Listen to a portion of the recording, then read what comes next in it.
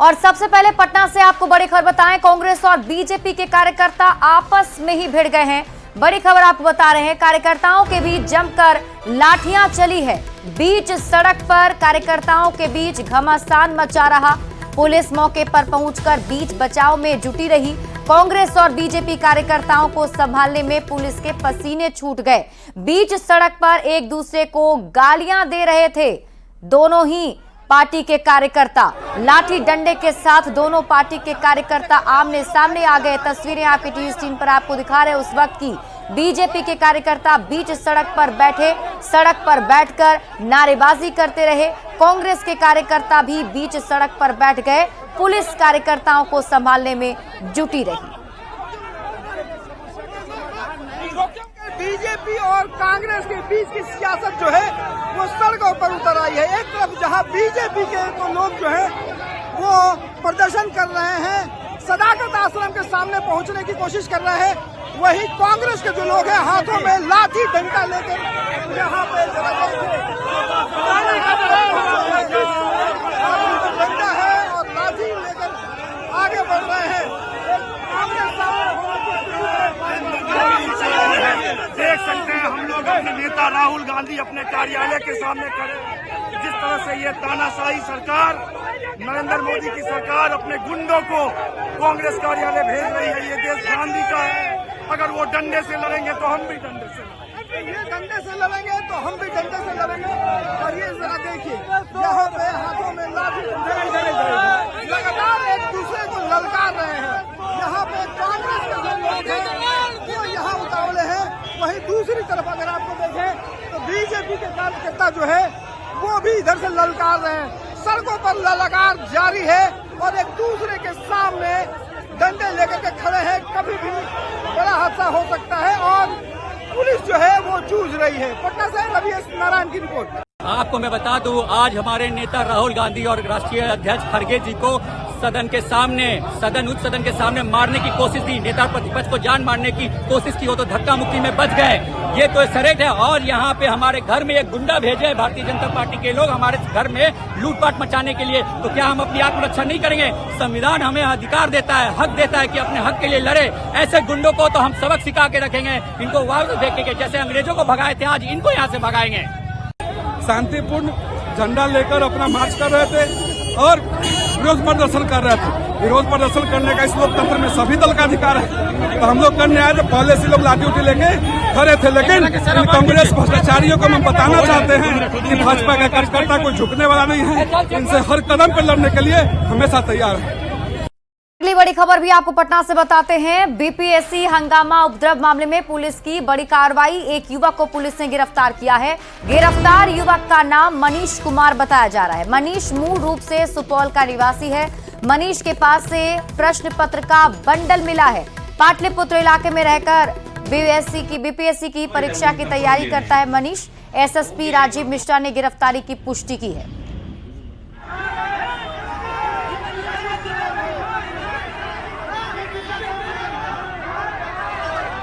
ये पुलिस अधीक्षक महोदय ने एक विशेष दल का गठन किया, एक एसआईटी का गठन किया और उस एसआईटी ने जिला सूचना इकाई के साथ समन्वय स्थापित किया। उन्होंने विशेष छापामारी अभियान आयोजित किया।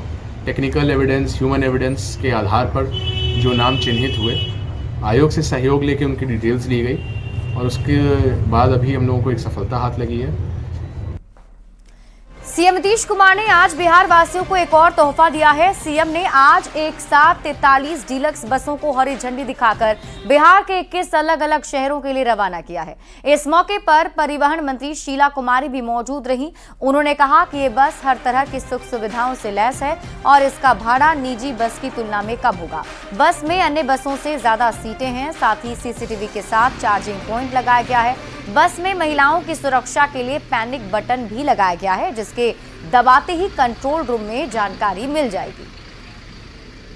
डेवलपमेंट आपका कैसे होगा? व्यवस्था रहेगा तभी होगा। तो इसके लिए आप जो गांव वाले लोग को, ग्रामीण लोगों को जो आगे शहर में पटना आने में दिक्कत होता था, उसको सामान लेकर के जाना है तो व्यवस्था नहीं था। इसके लिए वो लोग बहुत खुश हैं, सब जगह से मैसेज भी आ रहा है कि हम लोग बहुत खुश हैं मैडम, आपने बस का संचालन शुरू किया। तो ये इसके लिए आगे भी बस आने वाली है और भी क्षेत्र में हम लोग भेजने वाले हैं पूरे बिहार के लिए। आने वाले दिनों में देखिएगा जनवरी में भी बहुत सारा बस आएगा, उसके बाद इलेक्ट्रिक बस का भी संचालन होगा। खबर मुजफ्फरपुर से है, जहां नए साल पर मरीन ड्राइव की सौगात मिलने वाली है। पटना के बाद अब मुजफ्फरपुर में भी शहर के लोग मरीन ड्राइव का लुत्फ उठा सकेंगे। मरीन ड्राइव का एक फेज बनकर तैयार हो गया है। करबला रोड की ओर से लेक फ्रंट का निर्माण लगभग पूरा हो चुका है। गेट के पास सेल्फी पॉइंट भी बनाया गया है। एक लेक फ्रंट ऑलरेडी हम लोग का फंक्शनल है, दूसरे में जो जलकुंभी की सफाई है वो चल रही है। तो सभी शहर वासियों से, जिला वासियों से और सभी उत्तर बिहार के सभी नागरिकों से अनुरोध है कि नए साल में या फिर जो अभी ये छुट्टी का सीज़न, क्रिसमस का सीज़न शुरू हो रहा है, सभी आए, जो लेक फ्रंट का आनंद ले और स्मार्ट सिटी मुजफ्फरपुर और नगर निगम मुजफ्फरपुर के द्वारा जो एक कार्य किया जा रहा है उसमें आप अपना भी सुझाव दें कि और अपने परिवार को लेके आ जाए, बच्चों को और सभी को लेके वहाँ पे आ जाए, अच्छे से इसका आनंद लें। और अब बात लॉ एंड ऑर्डर की करेंगे।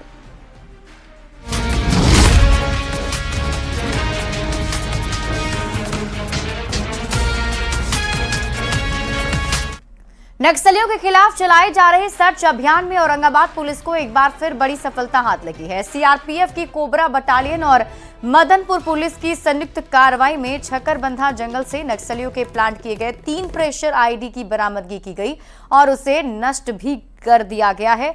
जो तस्वीरें आपकी टीवी स्क्रीन पर आपको दिखा रहे हैं, देखिए यहीं से बम बरामद किया गया है।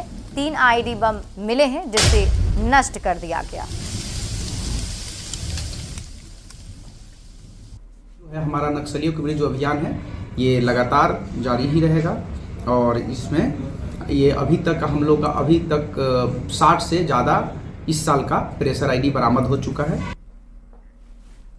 और पटना से बड़ी खबर है, नीतीश कैबिनेट की बैठक खत्म हो गई, 43 एजेंडे पर मुहर लगी है। तो बड़ी खबर आपको पटना से बता रहे हैं, नीतीश कैबिनेट की बैठक खत्म हो चुकी है और इस कैबिनेट की बैठक में 43 एजेंडे पर मुहर लगी है। कई महत्वपूर्ण एजेंडे इसमें शामिल थे और कई बड़े फैसले कैबिनेट की तरफ से लिए गए हैं। तो पटना से आपको इस वक्त की बड़ी खबर बता रहे हैं, नीतीश कैबिनेट की बैठक जो हो रही थी वो अब खत्म हो चुकी है। 43 एजेंडे पर मुहर लगी है। हर बार की कैबिनेट में कुछ बड़ा फैसला बिहार वासियों के लिए लिया जाता है और ऐसे में 43 महत्वपूर्ण एजेंडे इस बैठक में शामिल रहे जिस पर मुहर लग गई है। तो पटना से इस वक्त की बड़ी खबर बता रहे हैं। अगर हम बात करें, कैबिनेट में बिहार विद्यालय विशिष्ट शिक्षक नियमावली को स्वीकृति दी है और आपको सुनाते हैं एसीएस की तरफ से क्या कुछ कहा जा रहा है।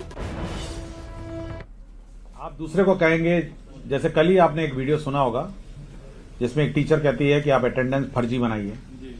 हम ही को सूचना मिली थी, हमको किसी ने मिल के दिया है। वो ऐसा नहीं है कि अचानक वो प्रकट कहीं से हो गया है। एक टीचर आई थी मुझे शिकायत करने के लिए कि उसकी हेड मिस्ट्रेस जो है वो दबाव बना रही है और गड़बड़ करने को कह रही है। आप सभी ने सुना होगा उसको। तो ऐसे बहुत सारे मामले आते हैं जिसमें जो बीपीएससी या जो अन्य टीचर हैं और जो बाहर के राज्य के टीचर हैं या जो सिंसियर टीचर हैं, सरकार का यह मानना है कि बहुत सारे सभी टीचर सिंसियर हैं, लेकिन कुछ टीचर जो है वो माहौल बिगाड़ते हैं, अन्य टीचर को पढ़ाने में रोकते हैं, रोका टोकी करते हैं और साथ ही साथ बहुत ही मतलब ये भी कह देते हैं कि भाई आपको पढ़ाने की क्या जरूरत है, या अटेंडेंस लगा के भाग जाना। ये प्रवृत्ति थोड़ी बहुत ही निकटतम वाले टीचरों में है, जहां जिनका घर बिल्कुल स्कूल से सटे है, अटेंडेंस लगाइए घर पहुंच जाइए। तो इस प्रकार की अगर प्रवृत्ति नोटिस की जाएगी तो जिला पदाधिकारी उनको उस स्कूल से स्थानांतरण कहीं पे भी कर देगा जिले में, और अगर वो रिकमेंड करेगा तो जिला से भी बाहर जो डायरेक्टर हैं वो कर सकेंगे। लेकिन यह किसी के विम्स एंड फैंसीज पे भी हम लोगों ने नहीं छोड़ा है। उसको 3 दिन का नोटिस दिया जाएगा, 3 कार्य दिवस का।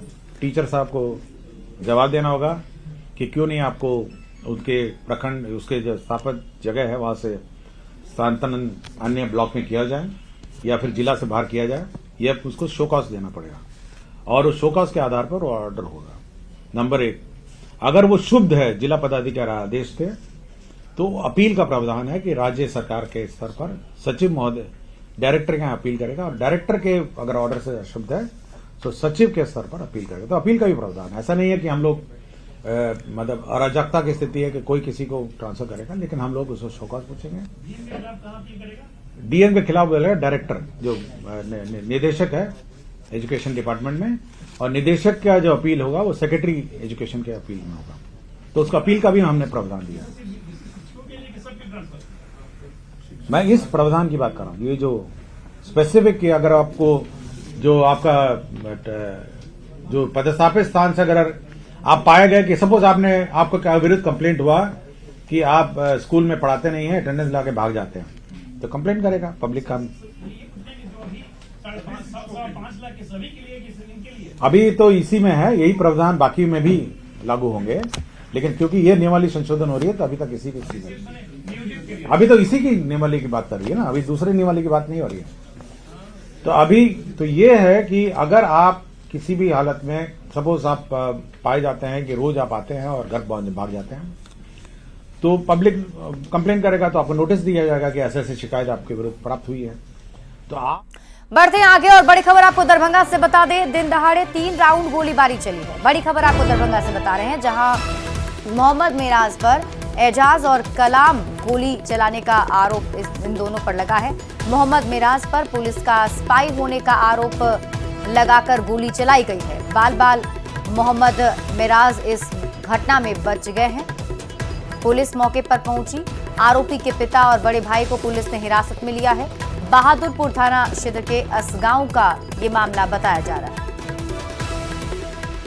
बड़ी खबर आपको वैशाली से बता दें, वैशाली के महुआ में बेखौफ बदमाशों ने आलू प्याज के व्यवसायी से लाखों रुपए लूट लिए और हथियार लहराते हुए फरार हो गए। घटना महुआ थाना क्षेत्र के सिंघाड़ा गांव के पास की है। बताया जा रहा है कि व्यवसायी संतोष शाह मंडी से दुकान बंद कर घर लौट रहे थे। इसी बीच 3 बाइक पर सवार 6 बदमाशों ने व्यवसायी को ओवरटेक कर रोक लिया और हथियार सटाकर 2,83,000 रुपए लूट लिए। सभी अपराधी मौके से फरार हो गए। फिलहाल पुलिस मामले की जांच में जुटी हुई है।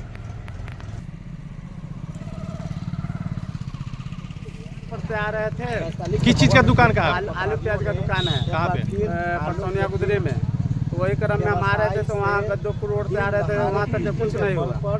और जैसे कुशहर से इन किए हैं और गाछी में फूड फैक्ट्री के नजदीक आगे से ओवरटेक करके एसपी साइन से और पल्सर बिना नंबर प्लेट का था, एक और अन्य कोई गाड़ी था, उसका नंबर कितने लोग? 6 के संख्या में थे। कितने पैसे की लूट? 2,83,000 या कुछ खुला था पिस्टल। और अब आप देश विदेश की करेंगे।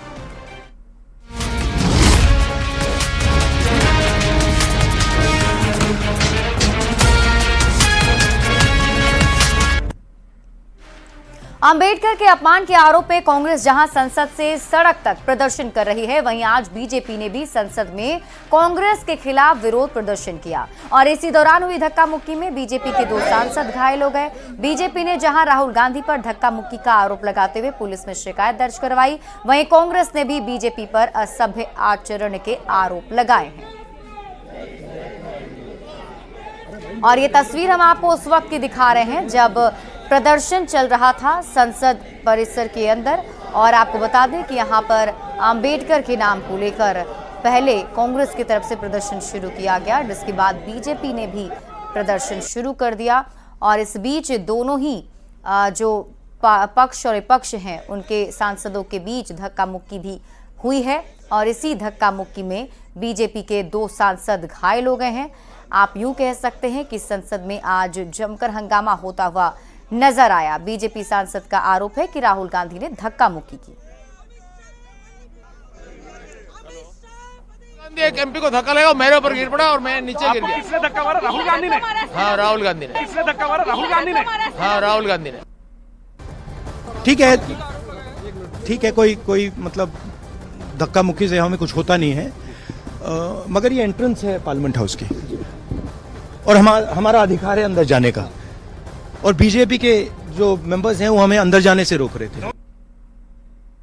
राहुल गांधी ने भारतीय जनता पार्टी के 2 एमपीज प्रताप सिंह सारंगी जी और मुकेश राजपूत जी को बहुत बुरी तरह घायल कराया, जोर से धक्का दे करके खून निकलने तक, सर पे चोट आने तक राहुल गांधी जी ने जो फिजिकल असॉल्ट किया है, धक्का मुक्की जो किया है, मैं सबसे पहले उसको खंडन करना चाहता हूँ। हम लोग अंबेडकर स्टैचू से शांतिपूर्वक से एक एमपी पूरा इंडिया अलायंस का एमपी धरना मार्च करके आ रहे थे। यहाँ बीजेपी का लोग डंडे का साथ, आरएसएस का डंडे का साथ यहाँ पहुँच गए थे। एमपी सारे का हाथ में डंडे थे और पहले बार पार्लियामेंट का अंदर डंडे का साथ आए।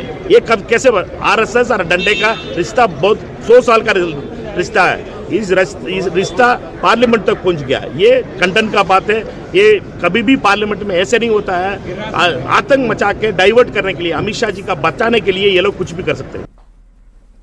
और अब आपको सिलसिलेवार तरीके से ये बताते हैं कि अंबेडकर पर अब तक क्या क्या हुआ है। दरअसल सबसे पहले 17 दिसंबर को अमित शाह ने राज्यसभा में बोला, अभी एक फैशन हो गया है अंबेडकर अंबेडकर अंबेडकर। इतना नाम अगर भगवान का लेते तो 7 जन्मों तक स्वर्ग मिल जाता। 17 दिसंबर को राहुल गांधी ने पोस्ट किया, मनुस्मृति को मानने वालों को अंबेडकर से तकलीफ बेशक होगी। इसके बाद 18 दिसंबर को खड़गे ने अमित शाह पर हमला बोला। अमित शाह ने अंबेडकर का अपमान किया है, उन्हें इस्तीफा दे देना चाहिए। और 18 दिसंबर को ही प्रधानमंत्री नरेंद्र मोदी ने भी सोशल मीडिया साइट एक्स पर पोस्ट किया। पीएम ने कहा, कांग्रेस अंबेडकर पर नाटक कर रही है। 18 दिसंबर को फिर अमित शाह ने प्रेस कॉन्फ्रेंस की। अमित शाह बोले, तथ्यों को तोड़ मरोड़ कर पेश किया गया। और उसके बाद 19 दिसंबर को संसद परिसर में धक्का मुक्की हुई और बीजेपी के 2 सांसद घायल हुए। संसद के बाहर इंडिया गठबंधन और बीजेपी सांसद एक दूसरे के खिलाफ प्रदर्शन कर रहे थे। धक्का मुक्की हुई और बीजेपी के जो सांसद हैं वो घायल हो गए। लेकिन राहुल गांधी ने कहा कि बीजेपी सांसदों ने उन्हें धमकाया है। तो आज भी जमकर इसको लेकर हंगामा हुआ है। देखना होगा कि मामला और कितना आगे बढ़ता है। और फिलहाल इस बुलेटिन में अभी के लिए बस इतना ही। आप देखते रहिए न्यूज़ 18 बिहार झारखंड।